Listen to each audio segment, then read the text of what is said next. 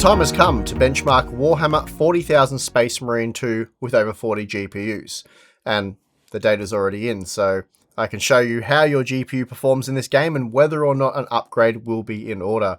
But before we do, actually, I've just been told we don't have an ad spot for this video, so we've enabled YouTube memberships. A lot of you have been asking for us to do this for a long time now. So anyway, YouTube memberships are now enabled. You can sign up, join those, you get some cool perks. Click the join button, it's all there. So that's the ad spot for today, a shorter one. Anyway, back to the video. Okay, so Space Marine 2 looks to be a well-received game with mostly positive reviews on Steam and praise from game reviewers for what that's worth. So hopefully sinking more hours than there is in an average working week across just a few days to benchmark the hell out of this game was worth it. Plus, you guys told me you want us to benchmark this title, so really, it is on you. Anyway, this was actually an interesting game to test as it heavily utilizes both the GPU and CPU, thanks to insanely massive hordes of enemies that are made possible by the Swarm engine, a proprietary game engine developed by Saber Interactive for World War Z. So this is no doubt going to be a game that we will heavily feature moving forward in our benchmark content. The section of the game that we're going to be using for testing is particularly CPU heavy, so in many instances, especially with higher end GPUs, the game is going to end up being primarily CPU limited, but again, this isn't an uncommon scenario for Space Marine 2. So I'm glad we're able to benchmark this game using one of the many massive battles. But please note, in other less demanding sections of the game, you might see much higher frame rates than what we're reporting here, as we're deliberately targeting a highly demanding section of the game for benchmarking. As for the testing, we'll be covering the 1080p, 1440p and 4K resolutions using 43 GPUs, along with 3 quality presets being Ultra, High and Medium, and there'll also be some upscaling results with the Ultra preset. So there's an insane amount of data to go over. Making the testing a little more challenging than it would have been otherwise is the fact that the game needs to be completely reset when changing quality presets. Otherwise, some settings won't apply and therefore you won't see the correct performance. That said, it's always best practice to reset the game between changes anyway, but making this more challenging is the fact that every time I exit the game, it hangs and I had to wait for around 20 seconds before I could Alt F4. Anyway, it was a bit annoying and there are a few bugs which the developer says will be addressed shortly via a patch. As a side note, there's no ray tracing or frame generation in this game, so for those of you who have complained about too much focus on those technologies for past games, such as Star Wars Outlaws and Black Myth Wukong, you'll be no doubt happy to hear that these technologies don't exist in this title, and I've got to admit, it's kind of nice to see a game that doesn't try and force upscaling. Finally, for testing the GeForce GPUs, I'm using Game Ready Driver 560.94, and for the Radeon GPUs, Adrenal Edition at 24.10.37.10. I've also included the Intel Arc A770 using driver version 32.0.101.5989. Okay, let's get into the data. Starting with the native 1080p results, using the Ultra preset, we see that most of the high-end GPUs are capped at around 110 FPS, and we are using the Ryzen 7 7800X 3D. Essentially, the 7900 GRE, or anything faster, is CPU limited under these test conditions. The 7800 XT was good for 100 FPS, which is great to see, and although we might only be at 1080p, this is native 1080p, so the results are decent. This also means for 90 FPS or better, you only need a 4060 Ti or 7700 XT, and again, this is with the game maxed out visually. Even previous generation mid-range parts such as the RTX 3070 and 6800 XT are delivering well over 60 FPS. Then for 60 FPS or better, the 7600/7600 XT will work, along with the older 2070 Super or 6700 XT. The RTX 4060 was 11% faster than the 7600, which is convenient given it's meant to cost 11% more. The old Radeon RX 5700 XT is still travelling along well with 55 FPS on average, making it 8% faster than the RTX 2060 Super and almost 30% faster than the RTX 3050. Intel's Arc A770 is a bit lost here with just 38 FPS, making it faster than only the 6500 XT, and you know what I think about the 6500 XT. Now with quality upscaling enabled, DLSS for the GeForce GPUs that support it, and then FSR for everything else, we find a wide range of GPUs that are able to push to the CPU limit, or thereabouts. In fact, from the RTX 3060 Ti up, we are pretty heavily CPU limited, and even much older parts such as the RTX 2080 Ti were able to render 100 FPS. The 6900 XT averaged 102 FPS, and the RTX 3090 was heavily CPU limited. This time achieving 60 FPS was pretty easy, and this was possible using the RTX 3050, while the 5700 XT and 6650 XT managed 63 FPS. Increasing the resolution to 1440p helps alleviate the CPU bottleneck, as fewer GPUs can render well over 100 FPS using the Ultra preset. We find the usual suspects at the top of our graph though, and although I had expected the Radeon GPUs to scale better given that this is a CPU limited title, that doesn't appear to be the case here. The 7900 XTX is hardly slower though, with 107 FPS, and the 7900 XT matched the 4070 Ti. The 7800 XT and RTX 4070 were good for around 80 FPS, and for those of you happy with 60 FPS, the 4060 Ti works, but the 7700 XT was much better, hitting 75 FPS. Below the 4060 Ti, performance starts to fall away, and before you know it, we're in the sub 50 FPS range, so at that point you'll either want to lower the quality settings and or drop to 1080p. Enabling upscaling, which I suppose is a fancy way of lowering the resolution, you can boost performance quite dramatically, even when using the quality upscaling option. The 7700 XT, for example, gains an additional 13% performance, jumping from 75 to 85 FPS, though that is significantly less than we'd expect to see normally when enabling FSR, so something a bit odd is going on there. It's also possible to achieve 60 FPS with the 6700 XT. It's an 11% increase again, which netted an additional 6 FPS, so something isn't quite right there.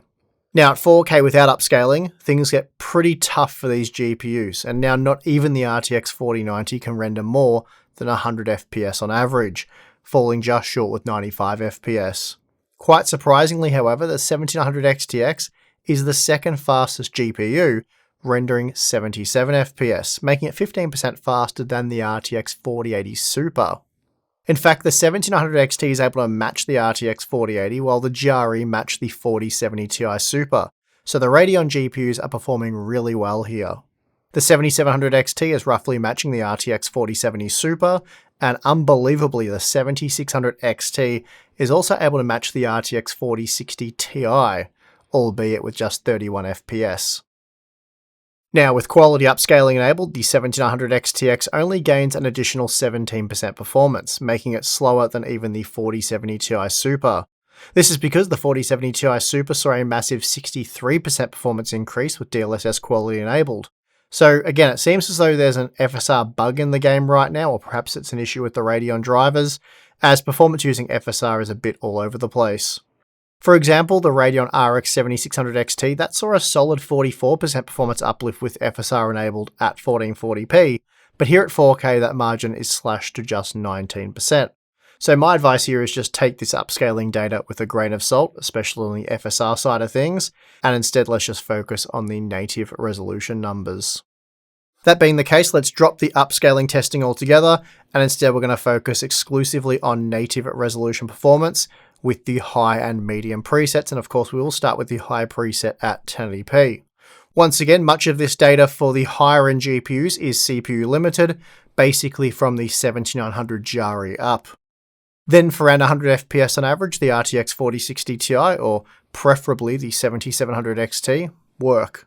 Then from the RX 6800 to the 7600 XT, we see a pretty big drop in performance, with the RTX 3060, 2070 Super, 6700 XT and 7600 all in that 70 FPS range.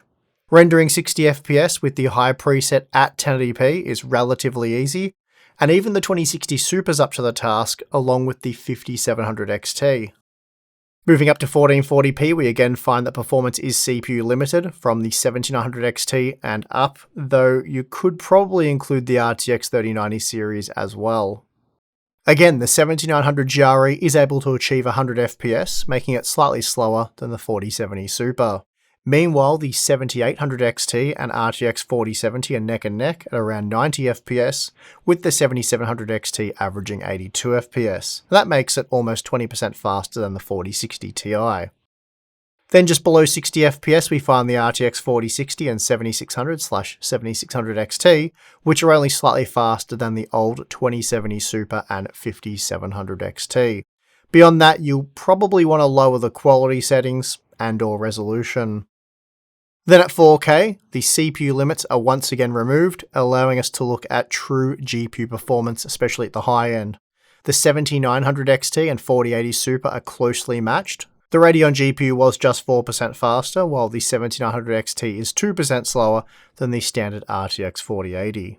Beyond that, we're dropping well below 80 FPS, as the 4070 Ti Super averaged 69 FPS, and the 3090 Ti 67 FPS, and then the 7900 Jari 66 FPS. Still, for a 60 FPS experience, the 7800 XT or 4070 Super will work well. Now, lowering the quality preset to medium only improved performance by 5 to 10% at 1080p, depending on the GPU. But this was enough to push the RTX 4060 Ti past 100 FPS. It's a mere 6% improvement from the higher preset, but it's an improvement. So overall, dropping down to the medium preset doesn't change too much here. We have found a few more GPUs breaking the 100 FPS barrier, but as we get down to the low end, things look much the same. That said, I have included the 4GB version of the 6500 XT, and the results are interesting because the FPS counter claims that the 4GB model is actually 15% faster than the 8GB model, which can't be right.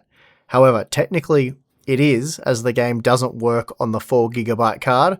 Most of the textures are missing, and in fact the game is completely broken, with player characters and game assets going missing entirely, and I'll give you a look at that in a moment. Even at 1440p, we're only seeing a very minor performance improvement with the medium preset when compared to high. So not much changes here. For around 100 FPS, the 7900 Jari or RTX 3080 will do. The RTX 4070 just falls short and isn't much faster than the 7800 XT. The 7700 XT is well clear of 60 FPS with 80 FPS on average, which is impressive when compared to the 74 FPS we see from the RTX 4060 Ti. Then for around 60 FPS, the RTX 4060 to 7600/7600 XT will do, so not amazing performance out of those current generation, I suppose you'd call them entry-level products, despite the fact that they cost $300 US.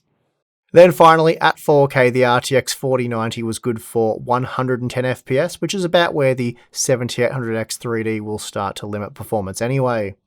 The 7900 XTX is again very impressive with 93 FPS, making it 15% faster than the 4080 Super, and in fact the 7900 XT was able to match the 4080 Super. The 4070 Ti Super was on par with the 7900 Jari, while the 7800 XT and 4070 Super were comparable at around 60 FPS, and beyond that you will want to lower the resolution. Now, the game will warn you about insufficient VRAM on 8GB cards when using the Ultra preset. And while I did see VRAM usage get up around 8GB, I never really saw it exceed 8GB in my testing. That said, it could in other sections of the game, but at least based on our initial testing, it seems as though 8GB of VRAM will be fine with the Ultra settings. So, 8GB cards survived to fight another new AAA title then. That said, I'm not really shocked by this. Space Marine 2 is a decent looking game, and the real draw card here are the massive battles, not the breathtaking visuals. And that being the case, I guess it's okay that, for the most part, texture quality is quite poor. Some textures certainly look okay, some great even, but a lot of them look like this, and upon closer inspection do make the game look extremely dated. And I should note this footage was recorded at 1440p using the ultra quality preset on a 16GB graphics card. It's a shame though, because with higher quality textures, Space Marine 2 could offer breathtaking visuals, without the need for stuff like ray tracing. It's also a shame because if you have enough VRAM, higher quality textures have very little impact on performance. So unfortunately those 12GB, 16GB and larger VRAM buffers are going to waste here. This, in my opinion, is another example of why VRAM stagnation has held back PC gaming. I'm confident that if 12GB of VRAM was the minimum, or mainstream configuration, games like Space Marine 2 wouldn't have texture quality straight out of 2016.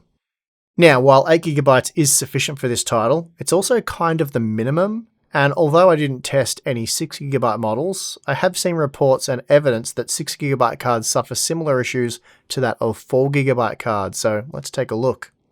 For reference, this is how the game looks using the 8GB version of the 6500 XT at 1080p with the medium preset. And ignore the frame rate, it's still a 6500 XT, but this is how the game should look. And if you're wondering, this is exactly how it looks using an RTX 4090, for example. So again, while texture quality certainly isn't amazing, the level of detail is quite good, the render distance is impressive, and the number of enemies is incredible. Now, here's the 4GB version of the 6500 XT, and right away, you might notice a few things. And again, this is 1080p medium testing.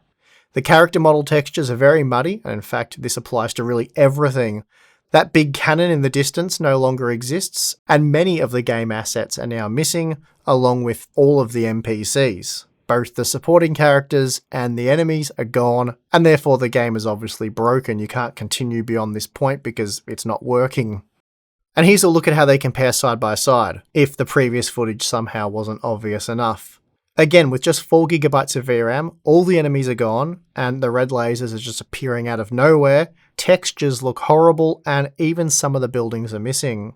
I also tried lowering the quality preset to low, and even then the game was still broken on the 4GB card.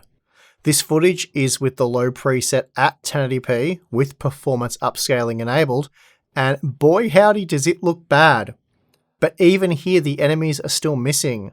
So just for fun, I went to the lowest possible resolution, 800 by 600, with the performance upscaling still enabled, and even here the game was still broken. So my 4GB friends, it's now safe to upgrade. Overall, Space Marine 2 is a great looking game with awesome horde battles.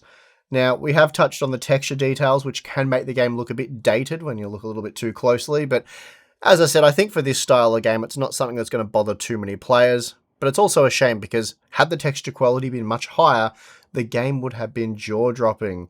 And we found a similar issue with Black Myth Wukong, though I believe the issue is a bit worse with Space Marine 2. In terms of GPU requirements, the game isn't too extreme. Using the high preset at 1440p, I found that most could render over 60 FPS, and if you're happy to enable upscaling, then the game should be very easy to run. That said, there does appear as though there could be an issue with FSR scaling, so this could be addressed with a future patch. DLSS though was working superbly, and at 1440p using the Ultra preset with quality upscaling, you can render over 60 FPS on an RTX 3060 or over 80 FPS with a 3060 Ti, while the 4060 Ti was pushing 90 FPS.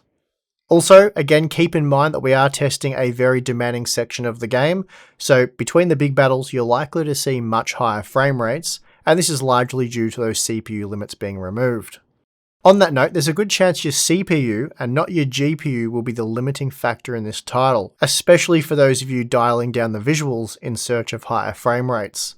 That said, I am yet to test a range of CPUs in this title, so I'm not exactly sure what CPU scaling looks like. Anyway, Space Marine 2 looks like a game that we'll be using for both CPU and GPU testing for quite some time to come. So we will be monitoring any updates made to the game, and of course, let us know what kind of performance you're seeing and if you're actually enjoying playing Space Marine 2. And that is going to do it for this video. If you liked it, you know what to do, subscribe. And as I said, we do have the YouTube members open now, so you can sign up to that. Again, click the join button and that'll let you know what you're getting there. Otherwise, we do have Patreon. Signing up to that will give you access to our monthly live streams, behind the scenes content, Q&A stuff. So a lot of cool things there. If you're interested, check it out. But if not, perfectly fine. And I would like to thank you for watching this video. I'm your host, Steve. See you again next time.